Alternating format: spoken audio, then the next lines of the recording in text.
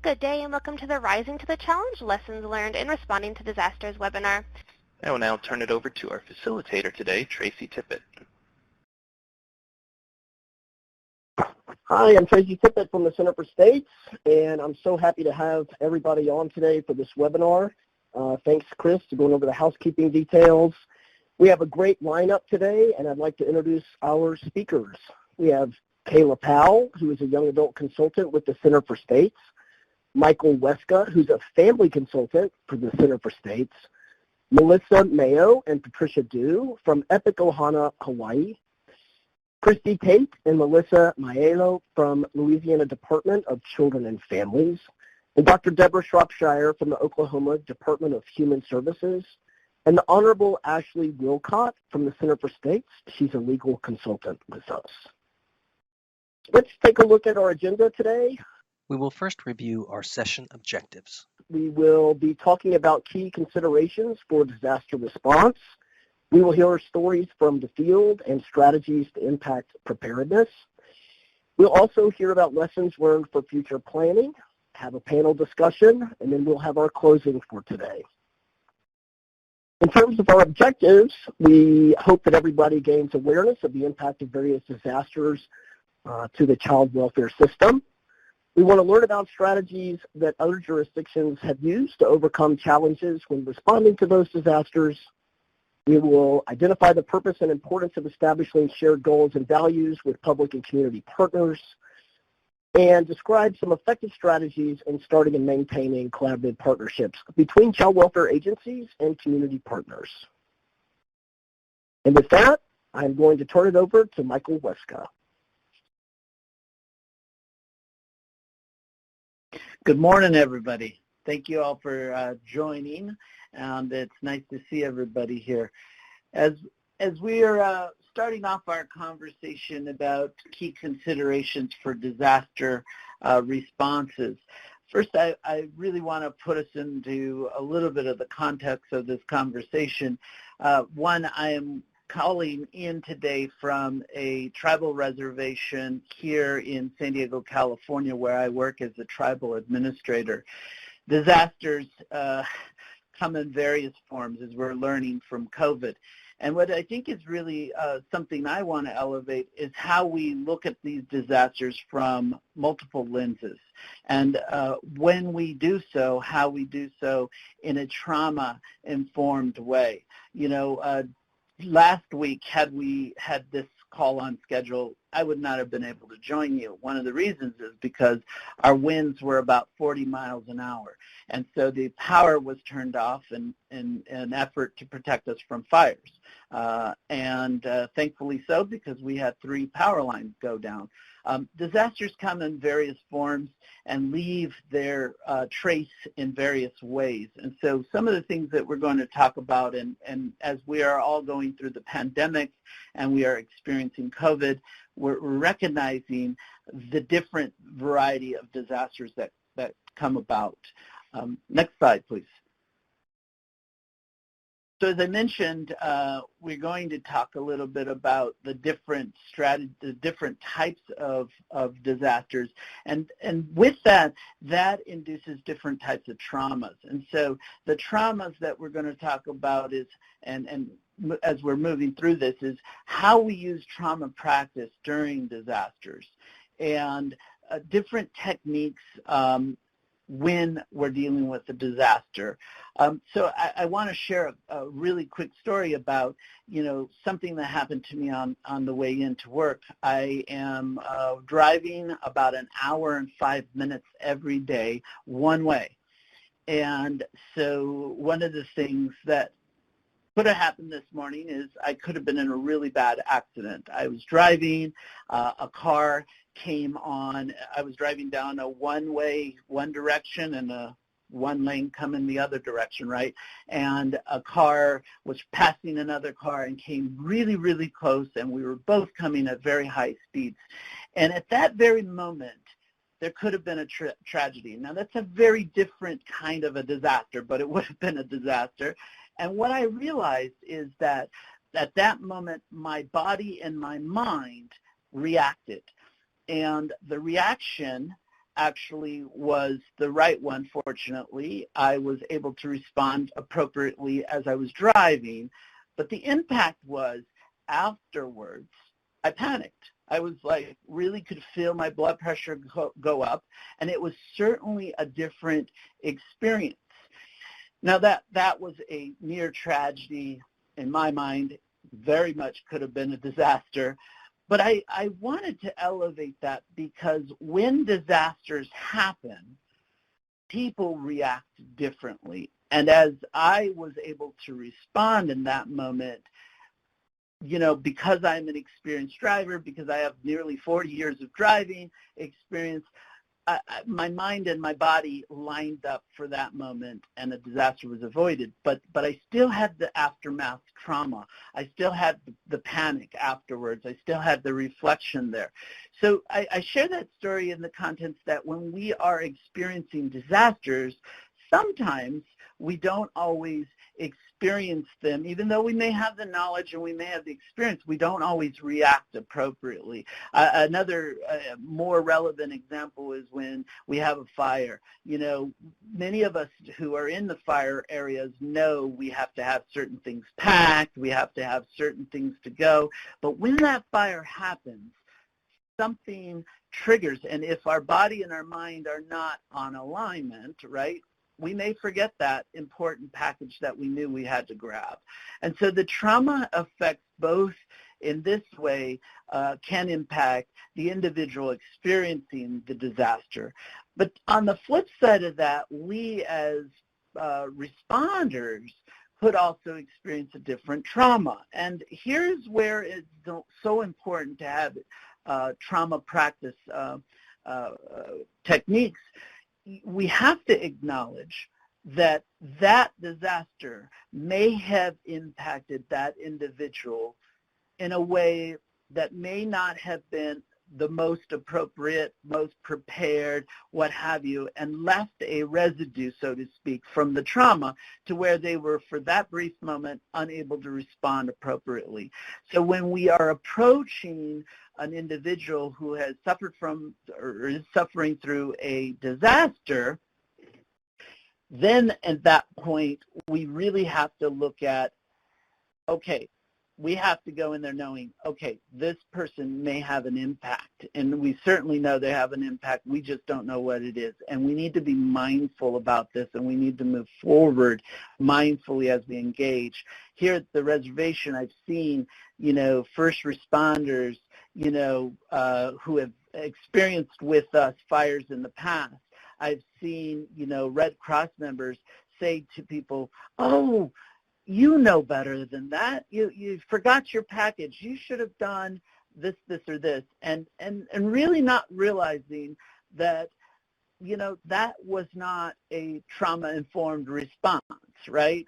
You know, we're not there to judge. We're not there. And although Red Cross folks are there for best intentions, you know, we have to come at this from a different standpoint. We have to be mindful about what we're saying, the language we're using, and the impacts that this has, and the different impacts that this has on individuals that we're working with, and how we as responders interpret that. I'll give you a flip also on my earlier story about my driving method. You know, one thing I will tell you is not only am I an experienced driver, but I also have a mindful practice that I do every morning. I leave my home around 4:45 in the morning, and I always say a prayer to the Creator and ask the Creator, you know, this is a long drive. Please be with me as I get to where I need to be. Please, you know, and so I mindfully am changing my whole process, and I'm mindfully recognizing that there could be possible danger. And I do this as a mindful practice. And in fact, I believe, and I think there's some definite behavioral science that supports that once I've triggered my mind to identify that I'm on a journey mission, I go into a different mode. And so I absolutely reacted, and I think that all has to do with the mindful practice. So I hope that was a good example, and I hope that certainly can relate more towards the disasters that we're talking about today. But I do think that when we are taking this approach, when we're dealing with disasters, we have to be mindful and aware of what the value of our involvement and our intervention is and how it impacts the individual. Next slide, please. So this is really important, attention to equity. You know, trauma impacts in different ways, different people, and people show up differently, right? A photo shows a young boy looking at the aftermath of a natural disaster, with ruined house structure and lots of debris. And another photo shows military personnel delivering supplies as part of disaster response. Again, my reservation, for example, you know, we are a poor tribe. And when disasters hit us, they hit us in a much different way. You know, a lot of my tribal members do not have cell phones and still have landlines. Some of my tribal members may not drive, may not own a car. And so, you know, there are going to be different impacts in different ways just based on the population and where the people are coming from, the equitable opportunities that they may have. We need to be mindful about the space that we're going into and the impact that it could have on the community. I know with COVID right now, for example, you know, being Latino, being involved in the Latino community, it has impacted our barrios in a very different way.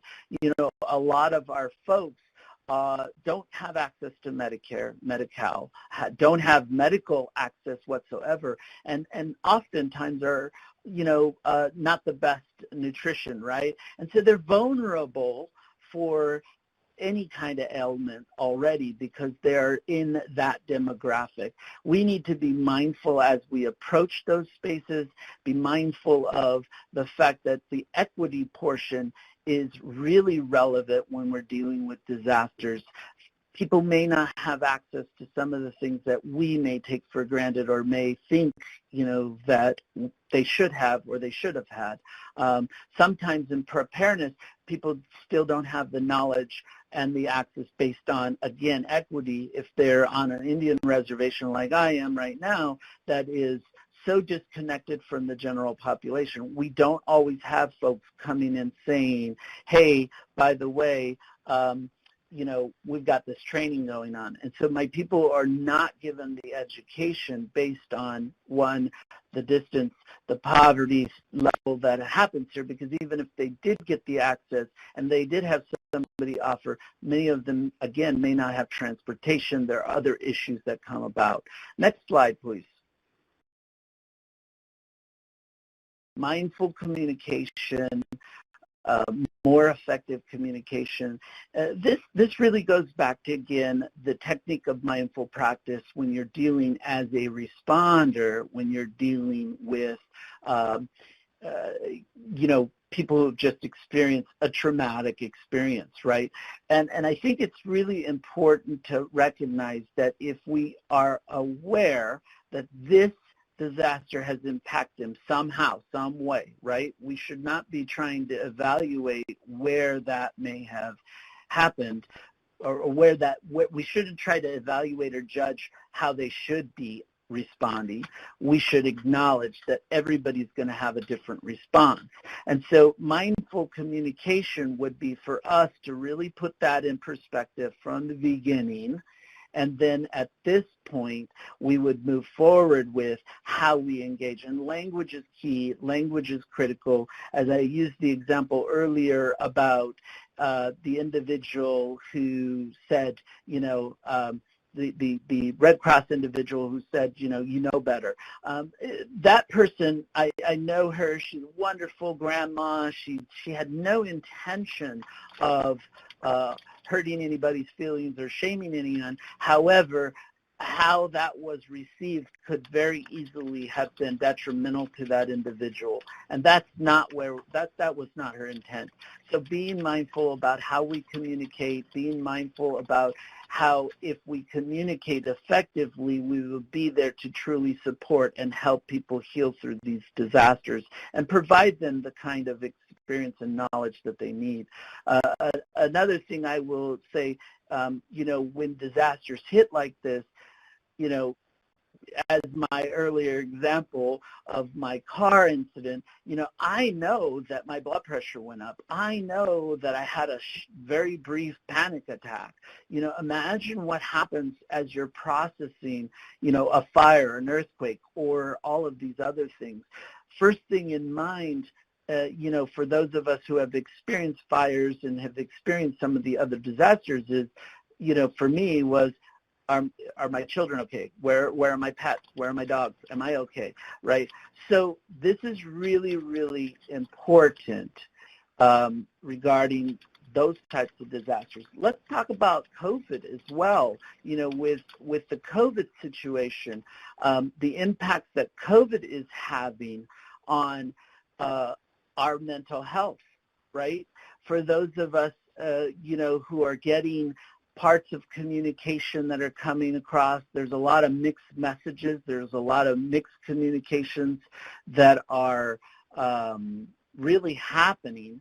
And unfortunately, it's causing more fear. And there is a lot of trauma happening to even those of us who are not infected with COVID, but are fearful of the COVID. And a lot of that sometimes has to do with the communication that's not being effective, that's certainly not being mindful, in my opinion. And so we really need to take a step back. And for those of us who are communicating and those of us who are addressing individuals who may be impacted by this disaster or pandemic in this situation, we really need to take a mindful approach and a technique to where we are aware that we must be communicating differently because this person certainly has been impacted by some type of a trauma. Next slide, please. Innovative strategies and practices. For those of us who do have the opportunity to be prepared for a disaster, it is important to find out who we can collaborate with, who has already done their work. I have a colleague who likes to say, who's our allies that'll stand next to us? And that's kind of the same thing here. Who in a disaster can we go to? Who should we be linked up with? What collaborations should we build now before the disaster? Now, even from a reservation standpoint, we also are building collaborations now. We don't want to wait for a fire. We don't want to wait for a disaster. We don't want to wait for COVID. I mean, COVID has affected this tribe in various ways. I mentioned we were without power and wind. Well, 2 weeks before that, we were on a quarantine because 3 of my employees tested positive. Many of them were, out of the 3, 2 of them were in the hospital with COVID. We've had tribal members that passed away due to COVID.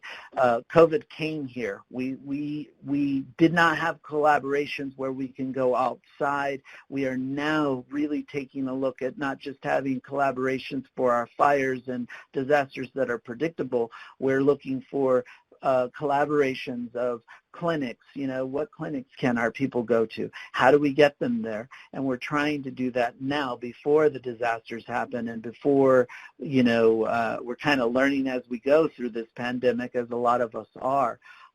What is really critical in this is what kind of roles partners will play when you develop collaboration. It's important for everybody to be able to say, well, this is what I can do, and really have it outlined where someone is being able to create a resource guide or a kind of disaster plan, right, where everybody is incorporating what the roles of partners are so that the expectations are deliverable and so that we can each hold each other accountable at some point and so that we have a game plan collectively. Nurturing the partnership is important. It's our intention, especially after our experience with COVID. It is really our intention to develop relationships with other tribes who are experiencing what we're experiencing, learn from those tribes, and really nurturing those relationships so that we can develop future collaborations upon disasters that may be predictable or non-predictable, and making sure that those ongoing relationships are facilitated, nurtured, and cared for. Just like any relationship, it is extremely important to have those ongoing dialogues before the disaster happens. In fact, it would be great if you could meet and have those relationships and never have to have a disaster happen. But at least you need to make sure that your allies are just as equipped as you are, that everybody still has the same role, and kind of have an ongoing conversation about the game plan before you ever need it. Next slide, please.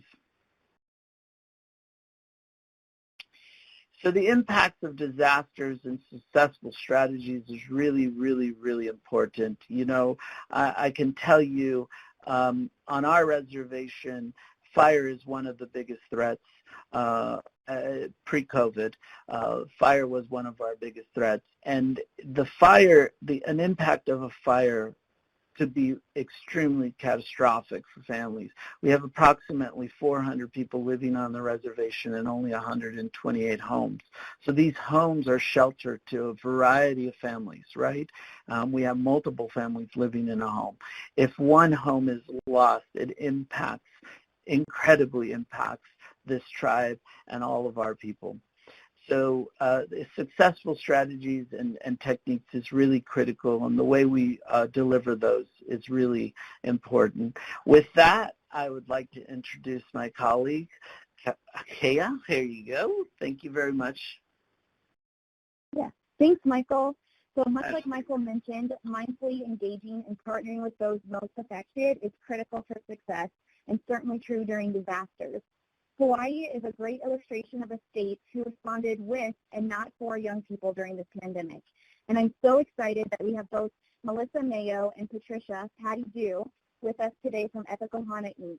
For Epic Ohana, Melissa works as their youth partner and Patty is their Pono process lead.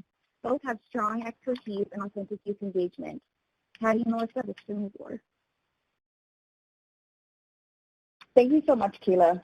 Aloha, everyone. We're very excited to be sharing this space with you all today. And I know it sounds really crazy to say because we're excited to speak with you all about how we've been engaging young people during COVID. And that's really weird to hear. But hang in there with me. Of course, as you all just heard, my name is Patricia Dew, and joining me is my colleague, Melissa Mayo. On top of us being employed at Epic Ohana, Inc., we are also part of the High Hopes Initiative here in Hawaii, which is basically our youth leadership board, and we're also Jim Casey Young Fellows. Just some logistics. High Hope stands for Hawaii Helping Our People Envision Success. We're a statewide initiative with youth leadership boards comprised of current and former foster youth between the ages of 14 to 26. We serve as the Youth Advisory Council for the Department of Human Services, Child Welfare Services, and our roles are really to educate, advocate, and collaborate for increased change and opportunities for current and former foster youth, primarily between the ages of 14 to 26. Since the start of COVID-19 pandemic, we've been doing a lot to ensure that we are able to continue engaging with current and former foster youth.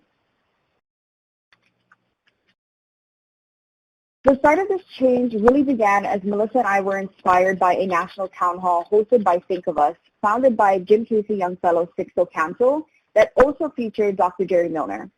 We wanted to create a platform in which we could also reach out to young people either currently or formerly in foster care. And after reaching out to Sixto for an initial discussion, I felt like I was really given that push that I needed to recognize that this was the prime moment for a young person to step up and start that movement here in Hawaii. After determining what we really needed to prepare and plan for this virtual town hall, we recognized that we had a lot of support from our High Hopes board advisors and Epic Ohana, and we brought the idea to them. With their support and their priorities truly of valuing youth voice and youth adult partnership, we were able to put together a town hall in 2 weeks with a total of almost 200 participants. Melissa and I were actually the lead moderators in this town hall as well. Some important things that we did in this town hall was we collaborated with our Child Welfare Services branch administrator to provide transparent updates on Child Welfare Services response and services since the start of the COVID-19 pandemic. We also collaborated with numerous young people to create a video message of hope, not only for those young people online with us, but for everyone who joined us during the town hall. We also collaborated with various agencies to provide general updates. We recognize that while we service young people within child welfare, that we also needed to think about how are young people being impacted with employment, housing, education, for those young people who are in extended foster care, the judiciary system, what was happening, because we knew that they wanted to know. We also asked these various agencies to be champions for us in sending out invitations to young people, spreading the word on social media, and also linking us to additional resources. In this town hall, we provided young people a space to truly voice their concerns and questions that could be answered in real time with the necessary connections to supports and resources available to them. We also taught them a lot of information about COVID-19 basics, such as data and tips on how to manage their physical, emotional, and mental connectivity during that time of the pandemic. We also provided what we felt was the most important thing, a sense of hope, that we were still here, we were still doing our best to ensure that they were being taken care of, and we weren't going anywhere. The most important thing that happened during this town hall, though, is that young people were helped in real time.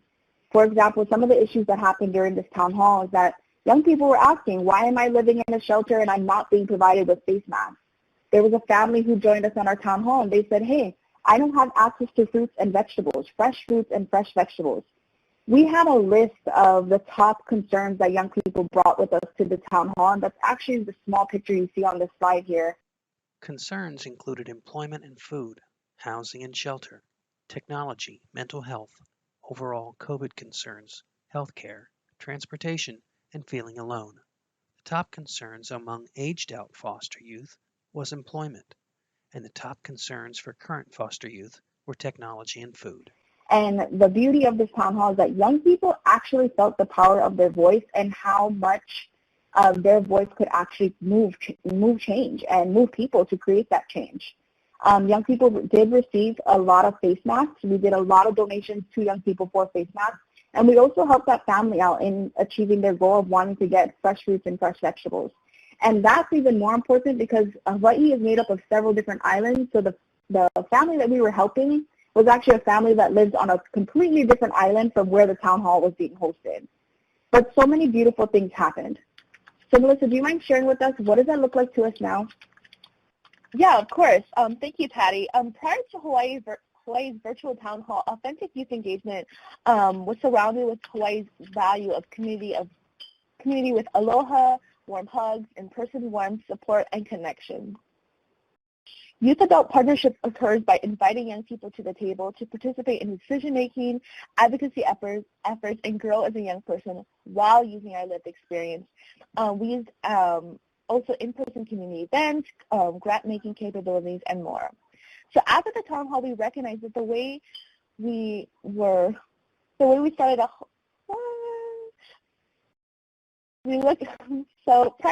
before the town hall, we recognized that the way we were being connected with and being partnered with was amazing, but we had so much room for improvement. And we created a whole new chapter, what we like to call Authentic Youth Engagement 2.0. And so now it's safe to admit that even once the pandemic is over, we won't be going back to doing things the way we used to. So during this experience, we were handed over the baton to be encouraged and to run with it. One example is when I was asked to provide speaking points to the Child Welfare Section branch administrator for Hawaii. In that moment, I realized the amount of responsibility and trust my adult partners had in us to take that lead in the town hall. We want to continue moving forward and working through exceeding expectations, staying engaged and connected and hopeful for the communities that we serve. And so there's many different things that came out of the town hall, like Patty had said, but one of them was emergency enhancement funds. The High Hopes Youth Leadership Board members decided to use their very own grant-making funds to write a proposal seeking matching assistance from the Hawaii Community Foundation to provide young people between the ages of 18 and 26 who have been affected by the COVID-19 pandemic with emergency aid. So approximately 150 young people were able to benefit from these emergency funds, and they were able to use these funds for many different things, whether it was rent, gas, food, childcare, which really helped them during this time. And we worked with our local independent living providers to create an application and distribute these funds to the young people. Thank you so much, Melissa. You know, one of our other biggest events that we celebrate, the success of young people graduating from high school, was canceled. After seeing the town hall bill, the committee of this event actually decided to divert the money statewide to allow for High Hopes Youth Leadership Boards to host a virtual graduation event for graduates in their county. This event did not only focus on celebrating their successes, but also allowed for a talk story session to happen about aging out of care, resources for them in their community, and how to stay hopeful. Another significant event in Hawaii, known as Ohana's Forever, was also canceled. This event is hosted for young people impacted by foster care and the child welfare professionals that serve them. Ohana's Forever allows for young people to learn about new changes within the child welfare system and be able to really connect with others from across the islands. We enjoy some ono, or very delicious food, and have fun with special musical speakers and inspirational guests as well. Normally about 150 young people between the ages of 13 to 26 and almost 300 professionals attend this event. It truly is the highlight of our year. Through the effectiveness, innovation, and creativity of the town hall, it was then decided to host everything virtually. On July 17, 2020, many stakeholders assisted with ensuring the success of this event. Over 200 young people and service providers attended a 2.5-hour event through Zoom to connect, learn, and inspire one another. The most amazing part about this, though, is that young people really took the lead with workshops, being MCs, providing technical assistance, and insights on how do we keep young people engaged, how do we keep those who showed up here with us in this space. And we felt that we were truly using this new Youth Engagement 2.0 model. It's also important to note that 67 young people received tablets, and much work went into guaranteeing that young people had access to join without barriers. We're currently in the process of planning for this event for 2021, all while taking all of our lessons learned from our virtual 2020 Ohana's Forever with us as we make improvements to all those who participate. Thank you, Patty. One of the other things that came out of the town hall that we started to discover was that youth needed things to do during this time of the pandemic from being disconnected from so many things that they participated. So our youth board in East Hawaii collaborated with one of our community partners, Salvation Army, to put on a COVID-19 toolkit drive-through for our young people in foster care. Our toolkit included self-care items, a booklet of resources, easy recipes, self-care items and tips to use through these challenging times, as well as items to keep them healthy and safe, such as hand sanitizer, face masks, snacks, and other things to keep them safe during this pandemic. Also, during these times of uncertainty, we recognize that young people need to have fun and stay busy. Therefore, we also included some fun items that they can enjoy during this time.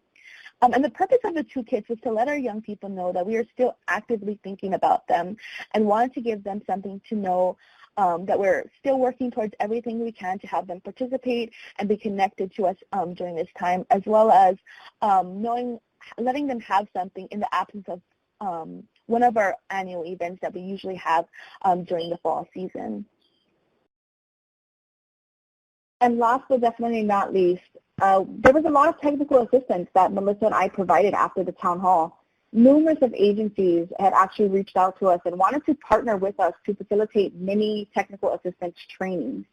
They wanted to know, how do we effectively use Zoom to engage participants? How do we set up polling? Really basic things that we were all learning at the same time, but because they had thought that the town hall was executed very well and there was a lot happening behind the scenes that people actually weren't seeing, they wanted to know, how do we do that? How do we ensure our young people, our families, are able to show up and still connect with us, because relationship building is very important.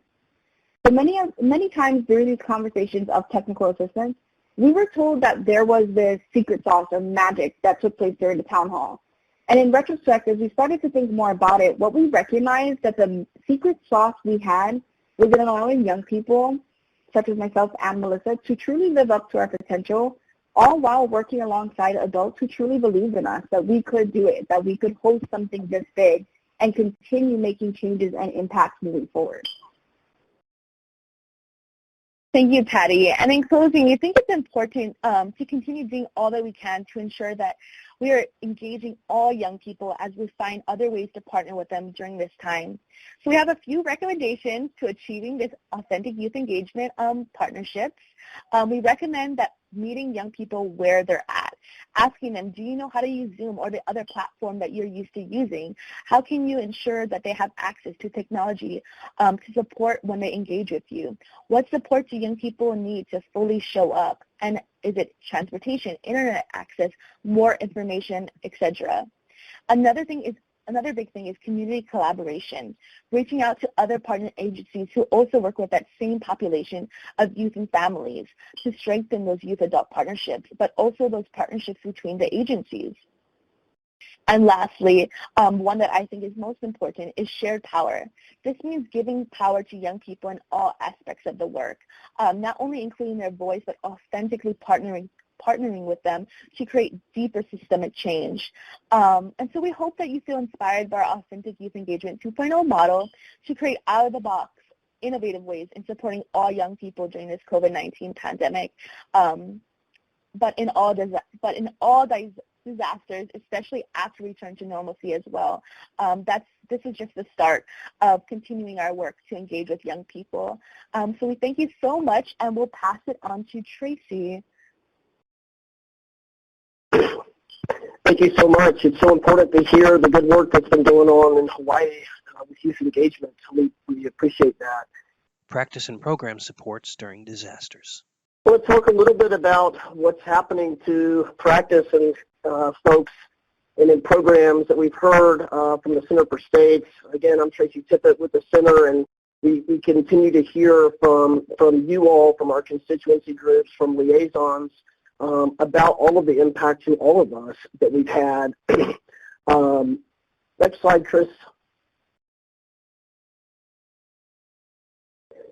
So 2020 has been a difficult year for many of us, but we want to particularly recognize those who are on the front lines. For many of us during the pandemic, particularly, again, our frontline workers, there have been abrupt transitions from in the office to virtual supervision, virtual meetings, virtual trainings, trying to move whole training systems from in-person to online. We heard initially when the pandemic started that there wasn't an adequate protective gear for our child protection service workers. And then many of us are working from home today, perhaps, with children or family members in the background. And some of the other examples, we're dealing with friends and relatives who have tested positive for COVID. Some of our own colleagues have tested positive for COVID or are dealing with symptoms. And at the very worst of that, we've lost family members. And so the pandemic has really stretched all of us, and I think will continue to do so for a while.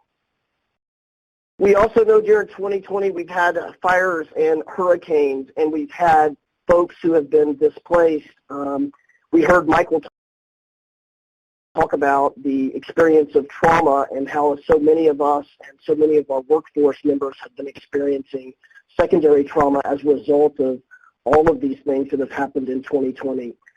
We know that many of our folks who are in the hurricane regions or in fire, where the fires have been, have lost homes, belongings. We've had colleagues that have had to escape the fires in the middle of the night and trying again, like Michael said, to remember to take all the things with them that they need.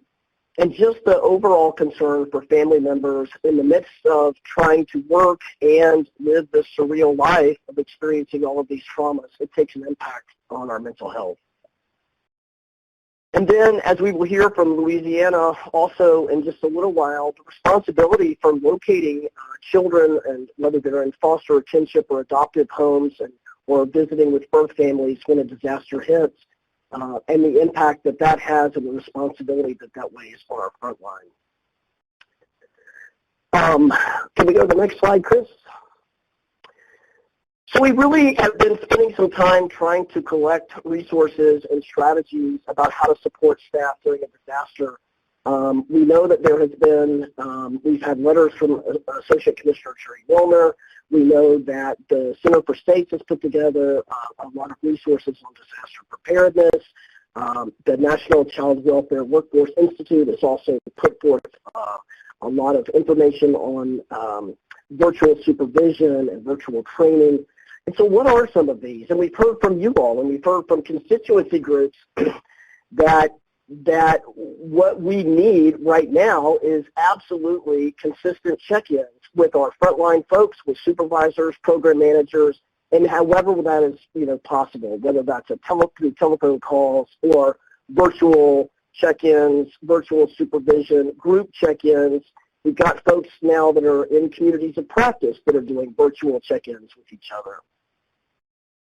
And also modeling self-care. I mean, how important it is to say, let's remember to take some time off. If we've got kids at home or families that are sick, let's remember to take a minute for ourselves. We hope that supervisors, program managers, directors are modeling this as well. And then we also want to be sure that we're reinforcing benefits, right, and talking about EAP situations or where people can find resources. We are also having folks in two-parent homes or single-family homes where one person may have lost a job due to a disaster, so we need to be sure that we are having conversations about where are food banks located and how do we get help and support to folks that need it. And then just making sure that we're addressing distress in the agency culture. Again, Michael spoke so eloquently about the trauma that all of us are experiencing, and it's all relative, right, at this time with all the disasters that are happening. And so how does leadership begin to talk about that in an agency's culture to sometimes folks who have the hardest time taking care of themselves when we're providing care to other folks? And then again, paying attention to subpopulations of the workforce who've been profoundly impacted. Again, we heard about disparity with regard to COVID. We know that certain populations of folks have been more at risk. And again, with Michael talking about the tribal implications and equity, we want to be sure that we're paying attention to all of those things. So let's turn it over now to Melissa Mayo, who's going to talk to us a little bit about what's happening in Louisiana. Thanks so much. Hi. As Tracy said, I'm Melissa Maiello. I'm from Louisiana, and joining me is my colleague, Christy Tate. We're both managers here in child welfare.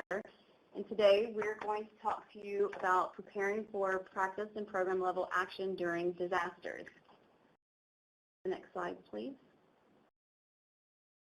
The mission of the Louisiana Department of Children and Family Services is working to keep children safe, helping individuals and families become self-sufficient, and providing safe refuge during disasters.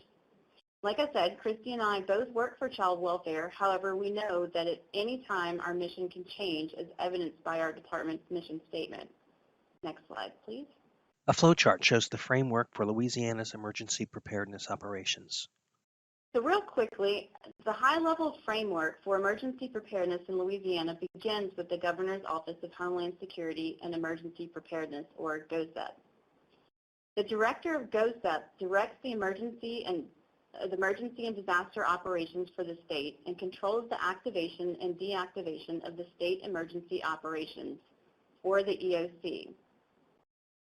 The EOC is where all state emergency activities are managed.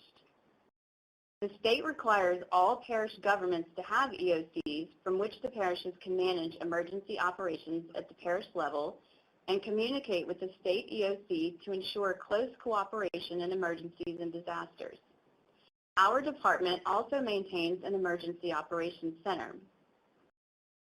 DCFS has the primary responsibility for ESF6, so the emergency support functions of mass care, human services, housing, and emergency assistance.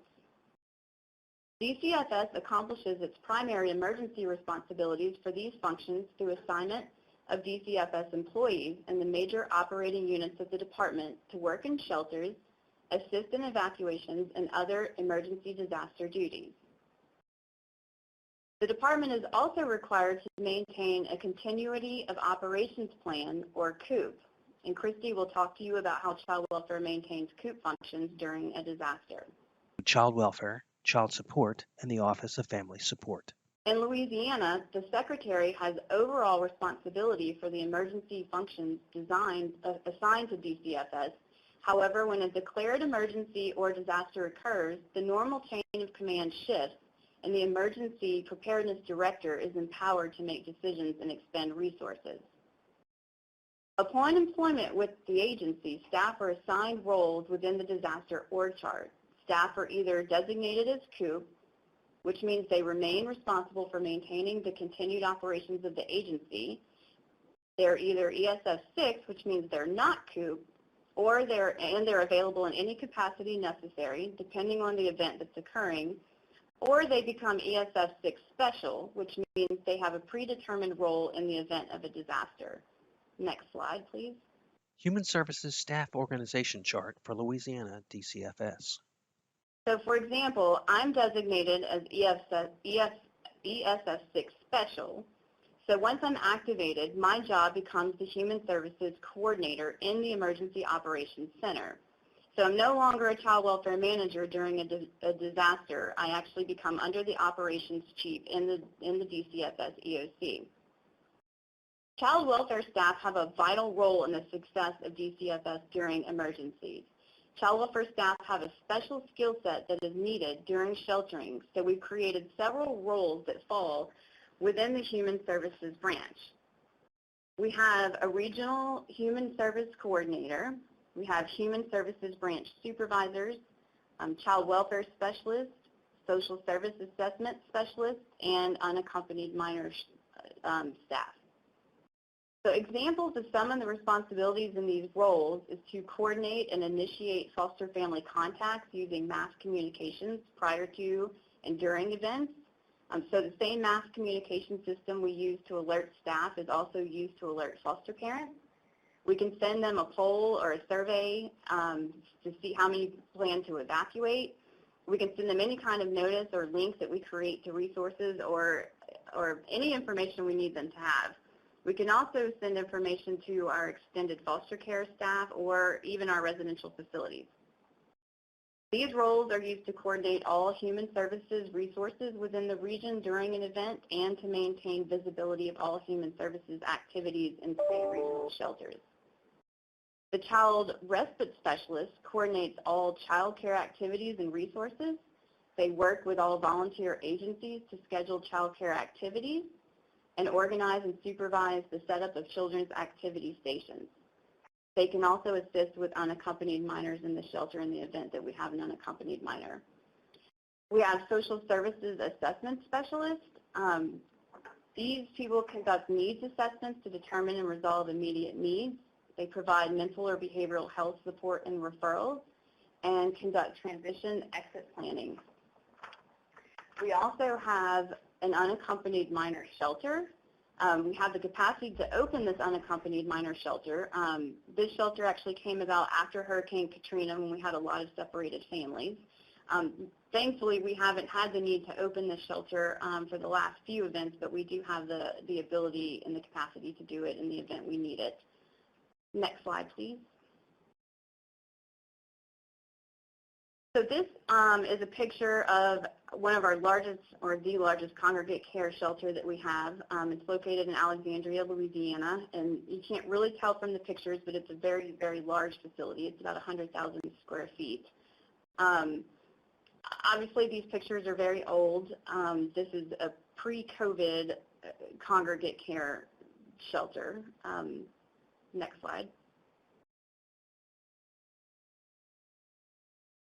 So an after-action review is a structured or debrief for analyzing what happened, why it happened, and how it can be done better by the participants and those responsible for the event in order to learn from the past and evolve in the way the agency responds to emergencies. So all disasters are different and present learning opportunities.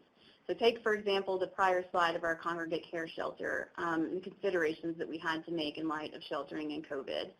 Obviously, those cots were very close together, and there was a lot of them, so sheltering doesn't look like that anymore. Another example is our child respite specialist who used to plan activities in a congregate care shelter facility. Now, during the last set of hurricanes, we're sheltering in hotels, so those roles are going to continue to evolve because we're obviously not planning children's activities, or if we are, they're a lot different than when you are sheltering in a congregate care capacity. So that's just a very brief glimpse of the ESF side of things related to the Human Services branch roles the child welfare staff fulfill. So Christy's going to talk to you about how child welfare responds to disasters from a continuity of operations perspective. Okay, next slide, please. And good afternoon, everybody. Christy Tate with Louisiana. I apologize. My webcam does not work on Adobe, so you'll just have my voice for a minute. But anyway, I wanted to talk to you about child welfare protocols prior to and during disasters. So some of the things that we do, first of all, child welfare staff are asked to develop text groups so that we can establish communication between all staff. So for example, managers would be setting up text groups with their supervisors, supervisors with their workers, etc. We found this to be very helpful in keeping in touch with everybody and checking on people. Second, staff develop contact lists of open cases, and they include in those the phone numbers of those people they're working with, their evacuation plans. They include addresses and emergency phone numbers for case members, and that they ensure that their supervisors have a copy of the list no later than 24 hours prior to a storm making landfall or a storm hitting. Staff also ensure that all of our in-home families, safety monitors, caregivers of foster children, extended foster care youth, that they all know, have their workers' information and supervisors' information and tell them to take it with them if they have to leave during a disaster. And then also check in with them to make sure if there's anything that they need and ensure that they're aware if they leave to please notify them. And then staff who have open cases, also for children in foster care or extended foster care, they review and update any placement and contact information within the system 24 hours before the disaster hits. So these are just things we've learned over time that really help the flow and ensure that we can get in touch with our families that we serve when a disaster strikes. So during the disaster, we have implemented a foster parent emergency phone line. It's a 1-800 number. We can activate it each time a disaster occurs, and it's a 24-hour phone line that provides support and immediate assistance to any of our foster parents. Also, we implement timelines for notifications from staff during hurricanes. For example, 48 hours after landfall, staff notify their supervisors if they had to evacuate or remain evacuated, if they had damage to their home and cannot return, and they also just check in on their safety status. We also implement time frames for contact to our families and those that we serve. So, for example, 48 hours after landfall, staff know that they have to make contact on all open cases to check in on people's safety, determine their location, any damages. And one of the things that we implement is for staff that are impacted in the disaster, so staff that are leaving, oftentimes staff in state office will take that role of filling in to contact all of our open cases and clients that we serve for the staff that cannot. So, you know, we keep in touch with each other and we ensure that we're doing these things so that we can provide the best support to our staff and to our families during a disaster. Okay. So we are now going to turn it over to Deb from Oklahoma. Well, thank you for being on this afternoon. We're looking forward to sharing with you a little bit of our experience around virtual parent and foster parent contact in Oklahoma, especially at the beginning and then through the middle of this very long disaster that we're all surviving with COVID. So if we could go to the next slide. So I serve as the Child Welfare Director here in our state and been in that role now for about 17 or 18 months. I have, just for a little bit of context about me and about our system, I have a background in medicine actually, and so I'm a pediatrician. And you'll see in a couple of these benefits, some of the shifting that we did really we were able to do pretty quickly because of that sort of public health knowledge that I was able to bring to our system. But some other context for our system, we were not utilizing virtual visitation or things like that before COVID. So for some of you in systems that perhaps were, you may sort of look at our experience and say, well, yeah, we already know this. But for us, most of our staff did not even have laptops at the time that COVID started in early March. And so we had to very rapidly equip our workforce and then subsequently equip families that we were serving to be able to communicate with each other. So what we did at the time that we went to telework and kind of everybody went home and we said, please be still and let's try to not spread this virus around in the community, was we said, if a normal visitation schedule, for example, between a worker and a foster parent is once a month, let's increase the frequency of that visit. We also very quickly stopped face-to-face visits between parents and children, again, because we were uncertain early in the pandemic what the spread of the virus might look like, what the disease outcomes were going to be, and we also didn't have nearly the information about how to kind of manage with social distancing and masking and things like that we have now. So we just said, go home, be still, and we'll use other means to communicate with each other. But back to what Michael was talking about with trauma, we wanted to really increase the frequency of our sort of contact with each other, with the people we serve. So we increased the frequency of visits between workers and foster parents, but also between foster parents and the children they're caring for and their parents. And we increased it so much, actually, that foster parents started saying to us, please quit calling me, which had never happened in our system before. Usually they were sort of complaining to me that they weren't hearing enough from their worker. So we thought that was a pretty interesting side effect of the increased frequency of contact and actually a really pleasant thing to have to work through.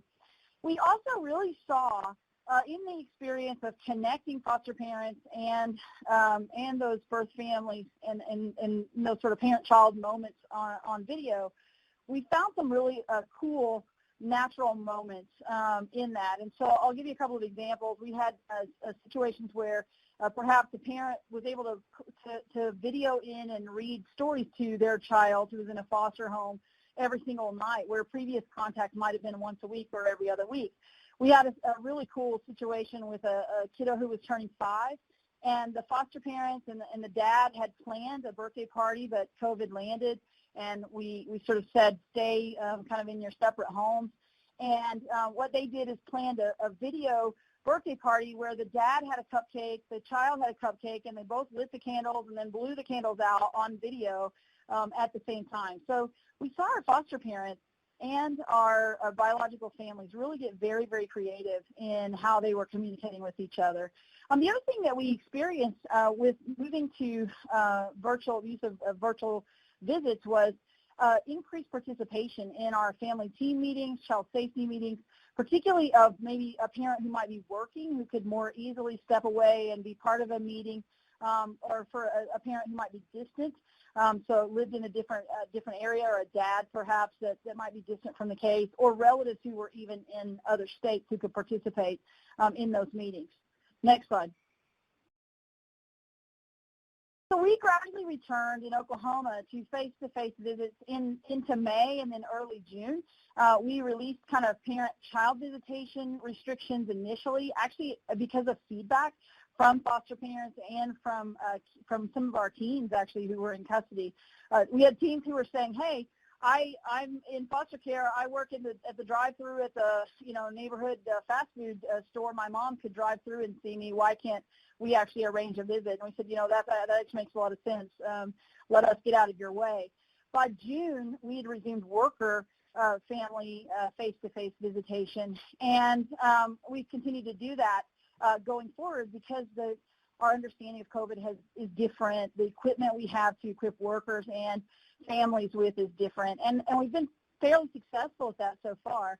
The rate of COVID infection, both whether it's in foster parents, birth families, or in our caseworkers, has not been any elevated compared to, say, the general community. And so we've had success in staying face-to-face, but with some of those precautions.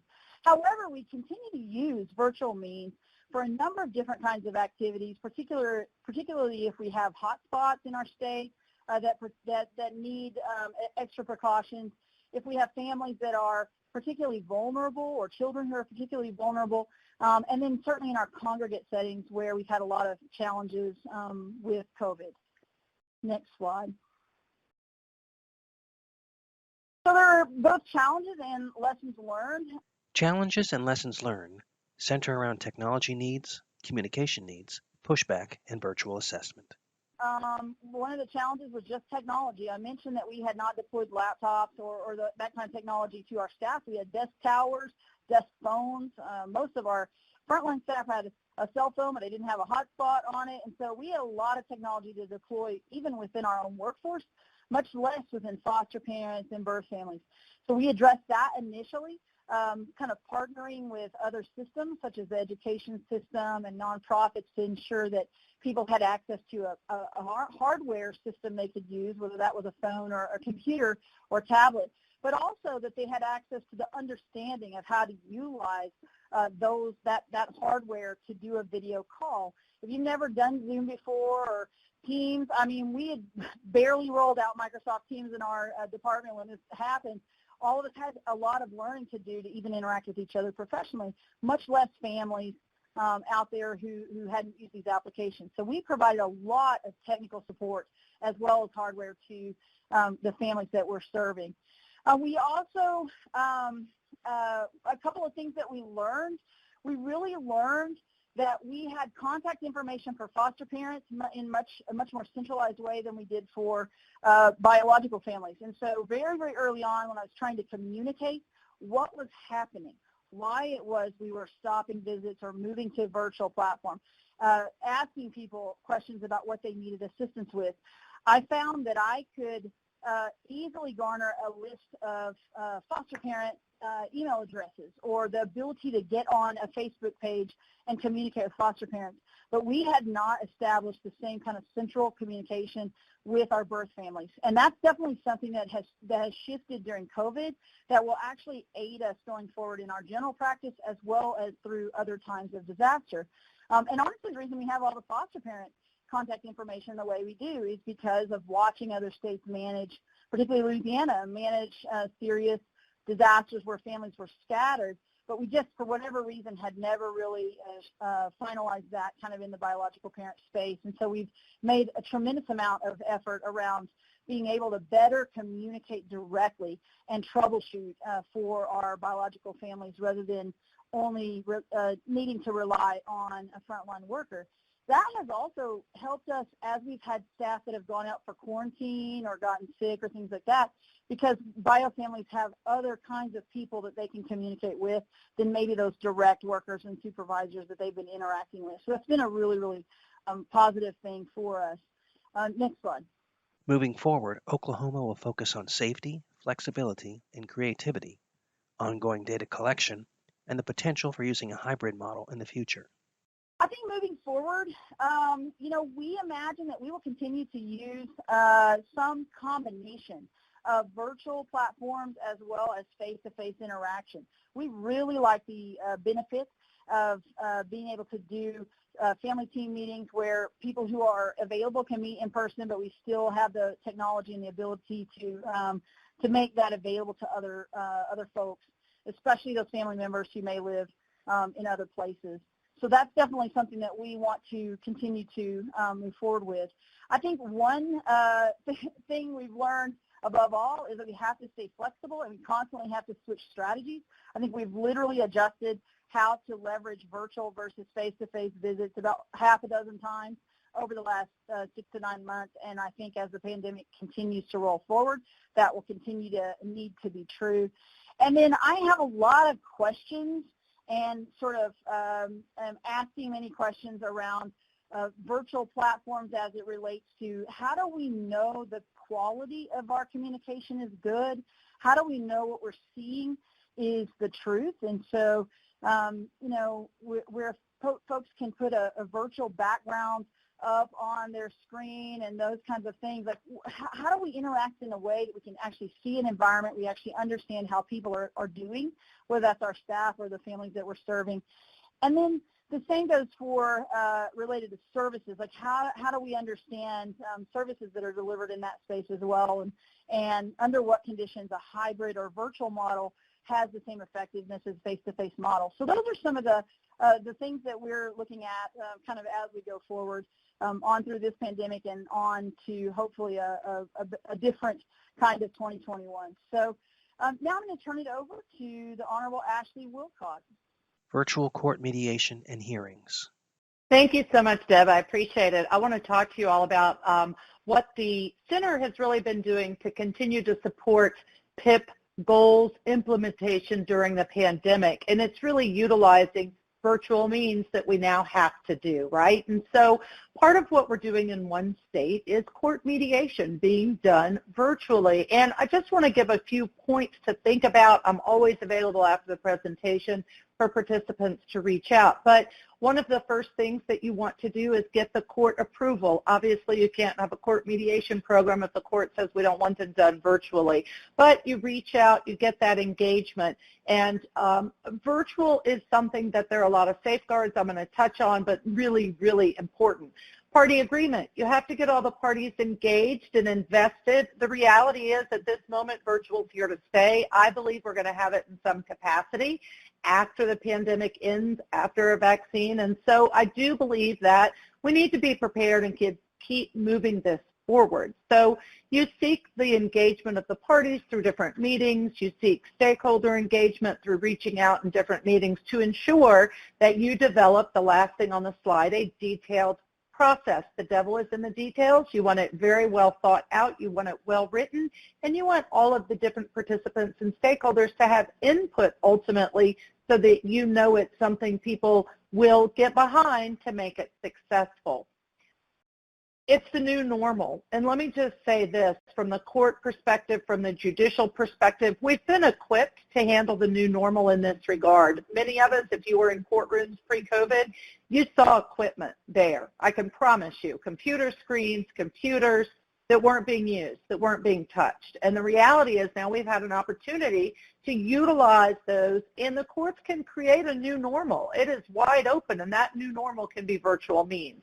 We can use those existing structures, to put in place ways to do virtual hearings with safeguards. One of the outcomes I want to share with you that we've really seen is greater participation by families and children and youth. Probably not surprising. If transportation is an issue, if the weather's an issue, they can get there virtually. Almost everyone has a cell phone as a means that can be used to connect. Child participation, my kids clearly use my electronics better than I ever will. So youth can easily engage, which is fantastic. Logistics and benefits, just briefly, the video software, you just have to have within your process standards, what to use, how to use it. Who is your knowledgeable court staff that can help monitor, can help put people in breakout rooms, can help troubleshoot, can help find the best platform to ensure that everything is recorded, that there's a clear record, that doesn't need to be recorded can be put in a breakout room and isn't recorded. Very clear instructions for the individuals participating. Does everyone wave in person? Is everyone in agreement we do this by virtual means? Is everyone in agreement that we can do this and remain professional, that you can remain on mute, that you can wait until it's your turn to speak? I've had attorneys, you wouldn't believe what people do, or else you might, with their nose, and you can look up their nose because of how they're seated with the camera. They're eating on screen. They'll bring in snacks during a hearing as if it is truly in court. They would never do that. And so a reminder to remain professional, to demand that professionalism. It's up to a court to run the courtroom. It's up to a mediator to run the mediation. I would empower you to know that that can be done virtually. So it's important to do that. Measurable outcomes with the program for the PIP implementation that's been done virtually, the hearings or the mediations, the data collection that's defined in the process to ensure that we can successfully have hearings and have mediations with those outcomes appropriately captured. Other measurable outcomes to consider are parent, child, and youth participation. The settlements is something else that can be reached. Sometimes those are means and methods to encourage and seek settlements and matters, which is always exciting. One of the things, I'm going to go backwards on purpose because I want to touch on notice processes and due process. Super important in all of this with any virtual hearing, mediation, discovery is due process. And procedural due process means that parties want an opportunity to be heard. So I would suggest that you need to approach and discuss with your courts a way that that can be done so the parties are still heard successfully, that their voice is heard, that they have the opportunity in spite of it being virtual, and that can be accomplished. So I hope to encourage and empower you and welcome any further discussion about the specifics behind how we have successfully managed this for a mediation program and for court hearings. You're welcome to reach out to me at any time. I'm being brief on purpose because I do want time for panel discussion, so let me turn it over to Tracy for that, and I'll put you on your slide. There you go. Facilitate discussion with the speakers. 3 separate chat pods appear on screen. Hi, thank you so much, Judge Wilcott. We appreciate that. During this part of our webinar, we would invite you to interact. We've got 3 chat pods, and you can interact with those interchangeably. We will spend 1 round with each set of speakers, but we want you to feel free to pose questions in any pod as they come to mind. And just a reminder, we will collect any unanswered questions and we'll respond to them with follow-up communication. So in this first pod, we have supporting youth and families during crisis, and we are interested in any questions that you have for Melissa Mayo or Patricia Du about Hawaii's Epic Ohana Youth Program. We would also encourage you to think about any questions you have from Michael Weska, and any strategies that you've seen to support youth and families through times of disasters.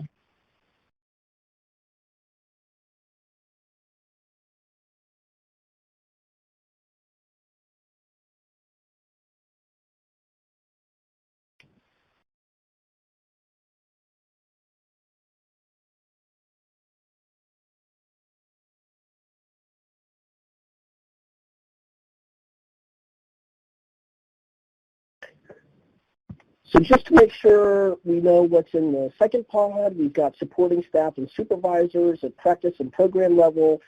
We're wondering about any questions you have from Melissa or Christy from Louisiana, or Dr. Deb Shropshire from Oklahoma. So we're thinking about what strategies have you seen that have supported staff and supervisors through times of disaster. And then in our final pod, we've got supporting the system. So what questions do you have for Deborah or Ashley about the strategies used at the system level? And what other strategies have you seen that have supported systems and leadership through times of disaster?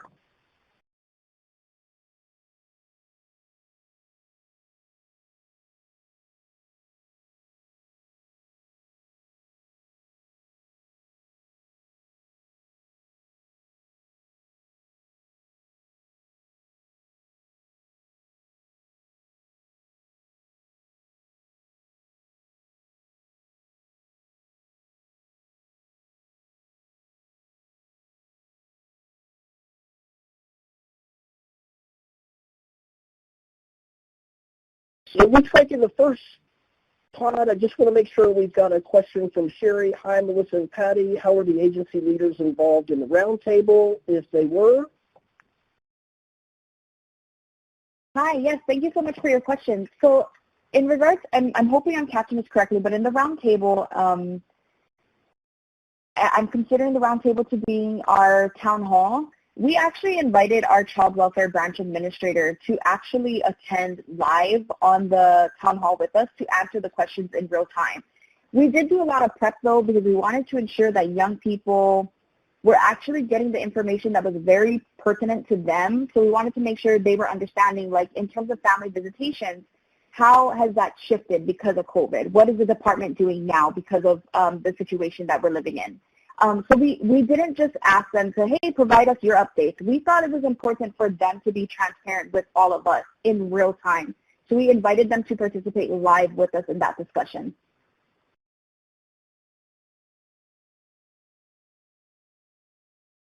Thank you for your question. Yeah, that's great. And then it looks like in pod 2, we've got a question. Deborah indicated that during a virtual setting, there was an increased expectation of monthly worker youth visits or contacts, as well as increases in visitation.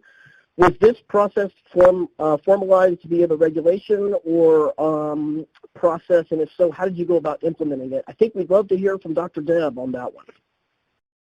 Yeah, so I guess, Jonathan, if I don't answer your question quite right, just let me know. But basically, we just told them, meet with your foster family more and work it out kind of case by case. Our expectation was basically if you were having monthly contact, up that to weekly.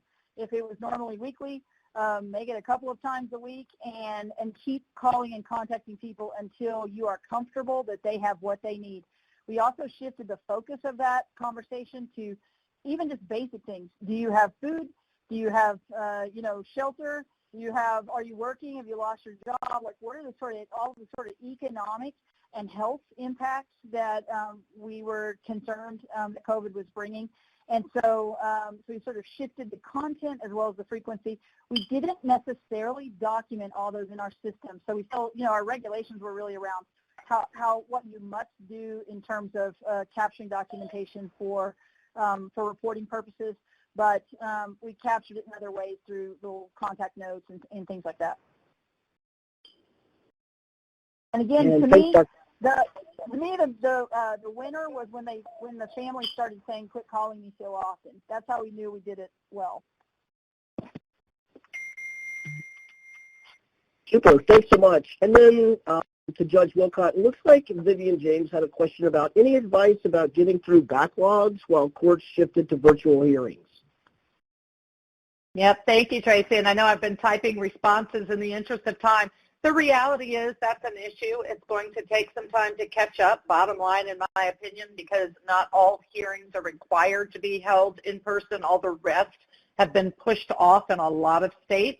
The reality is that virtual means that you can take fewer breaks. You can take a shorter lunch break because people don't have to physically get in their cars and go somewhere. And so that's one way. The other way I have found is it's a transition between hearings because it's not ushering people in and out of the courtroom and the bailiff and the deputies and the metal detectors delaying people. I have found that I can get through more cases timely, not by sacrificing the case, but just by the logistics virtually, so I also have to hope that helps. Those are my only thoughts. Thanks so much. And it looks like we've got a question for Melissa and Christy. Is your disaster plan you described in your 4B plan? I would like to adopt some of the ideas that you shared in your plan. In Oklahoma, besides COVID, we generally deal with tornadoes, floods, high winds, possibly an ice storm. So I wondered if Louisiana could speak to that.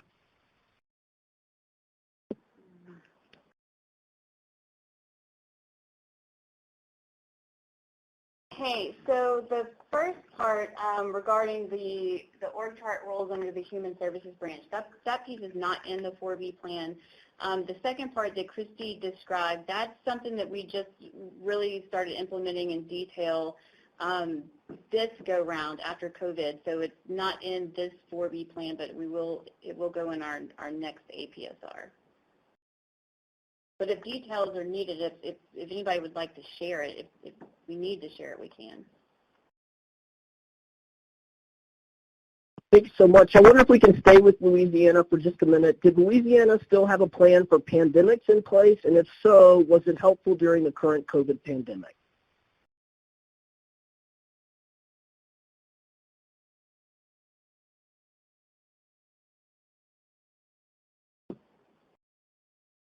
Hey, John. So I'm not sure exactly what you mean by a plan for pandemics. You're talking about like visitation restrictions and that sort of thing?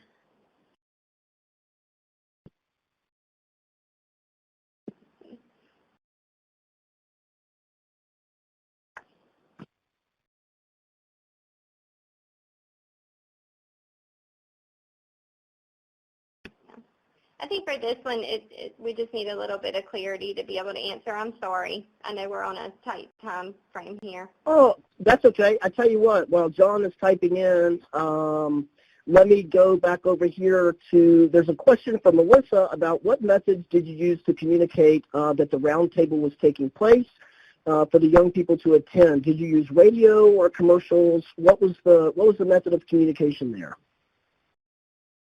Hi, yeah, this is Melissa. We did a lot of posting on social media, reaching out to other agencies that also worked with that same population to kind of spread the word and to be our champion. We also used 1 or 2 interviews on the news as well, just so we can get a lot of people to the town hall. Oh, that sounds super. I'm going to go back to pod 2 for a minute, and we've got a question about what has been helpful for those working from home who struggle with structuring their time with the distractions of home. And I think we can let anybody from the panel answer this one.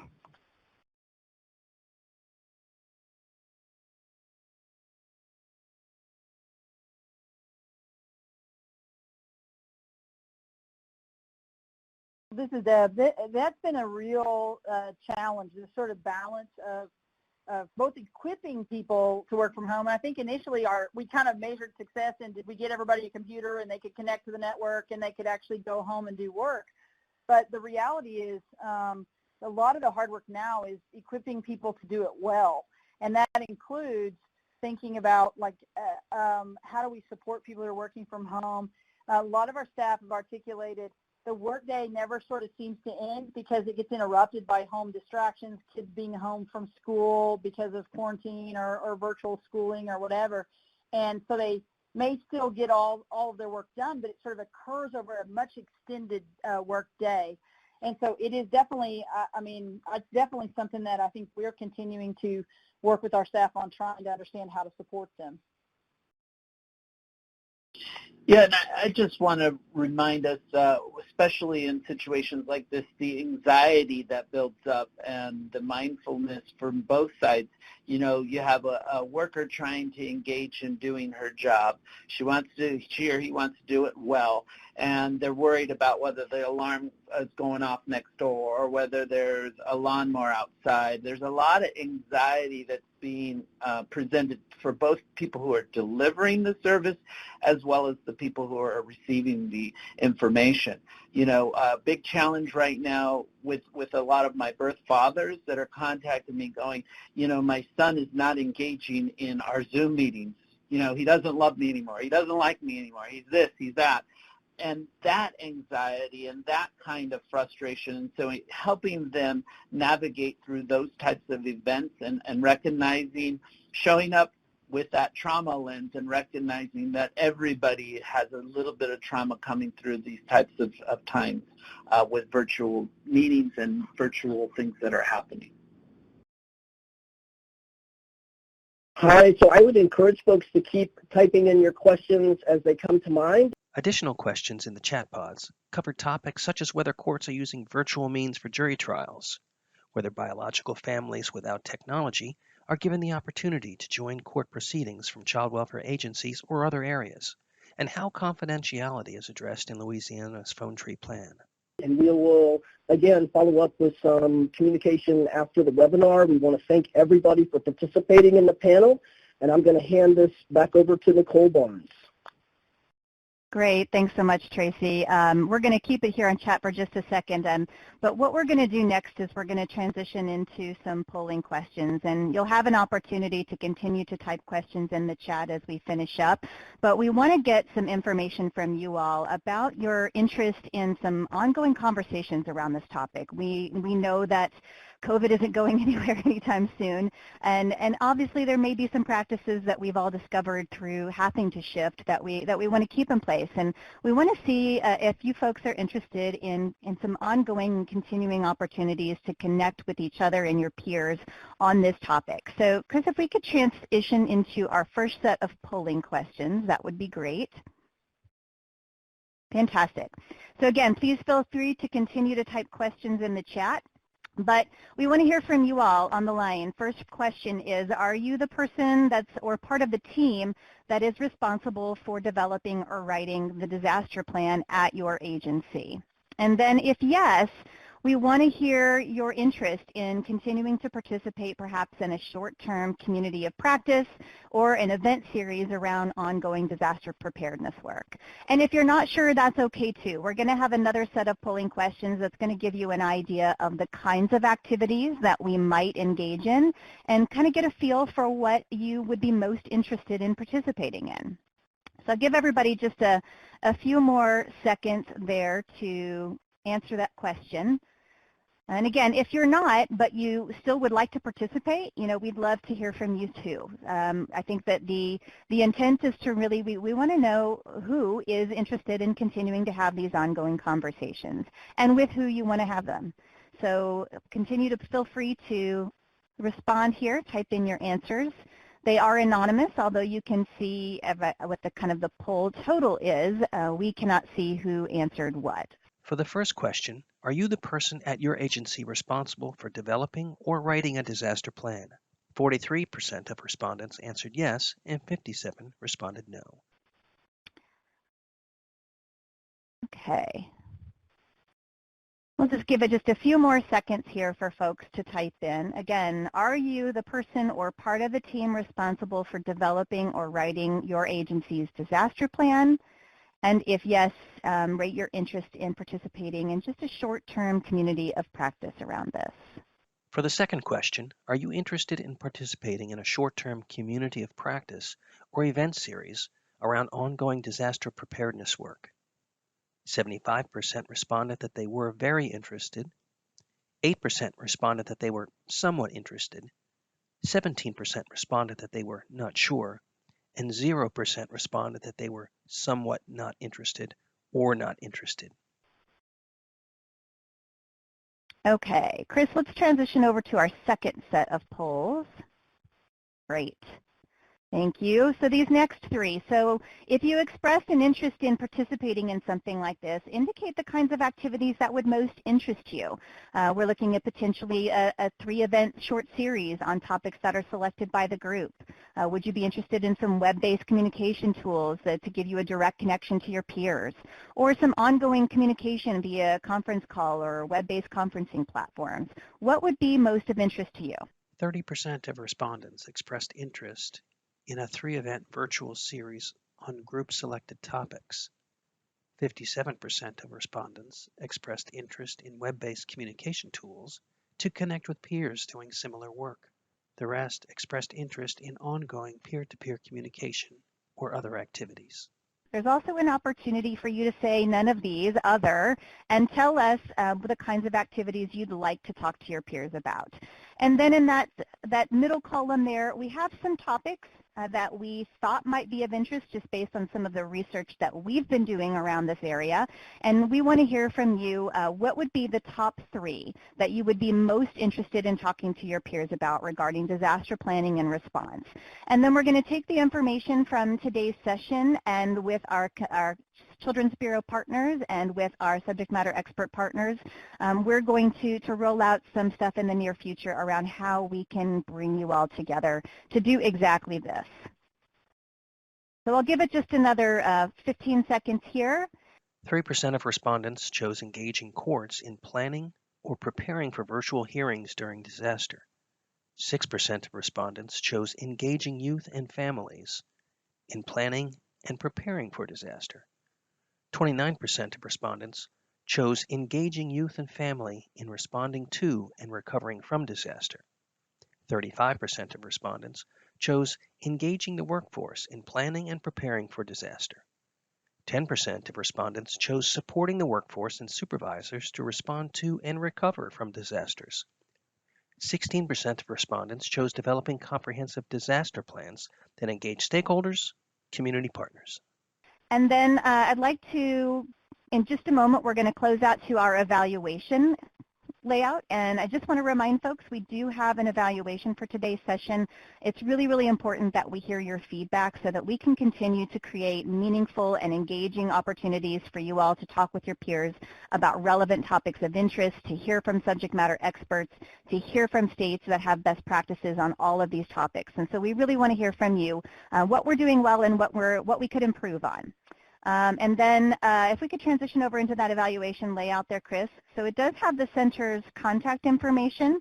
If you could hang on with me for just one more minute here. We do have our Stay Connected with the Center. You can sign up for information from our GovDelivery platform. You can also reach out to us individually at the capacity.childwelfare.gov/states or the capacityinfo@icf.com. The phone number to contact the Center for States is 844-222-0272. For all of our speakers that have indicated they would be willing to share their contact information, we will send that out in some thank you and follow-up communication via the automated Adobe system. We will also take a moment to look at any of those questions that perhaps we were not able to get to in today's session that you had for speakers, and we will try to turn those around with all of the speakers and the presenters that you heard today. We really appreciate you joining us on this Thursday afternoon in December. We hope you got a lot out of this. We appreciate your participation. And please take just a few moments in that evaluation survey link above and tell us how we did.